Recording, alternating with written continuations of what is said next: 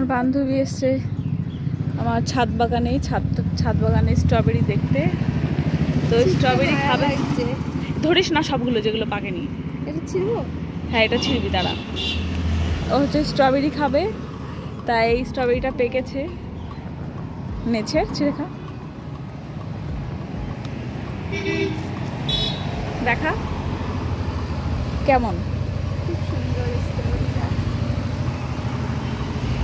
খা খেয়ে দেখ,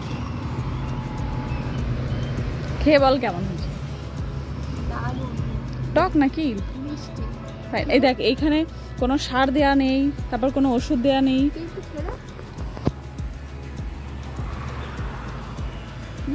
ভালো খেতে।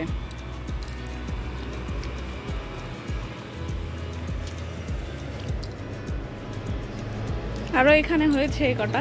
এই জানিস এখন ছোট ছোট হচ্ছে, এই যে এতদিনে সার দেওয়া হয়নি বুঝলি তো, কদিন এই যে 2-3 দিন মতন হলো শুধু গোবর সার নিয়ে আসে দেওয়া হয়েছে। এরপরে নেক্সট যেগুলো হবে ওইগুলো আশা করি বড় হবে। এ দেখ মটরশুঁটি হয়েছে, মটরশুঁটিগুলো ছেড়। এই গাছ এখন আর হবে না,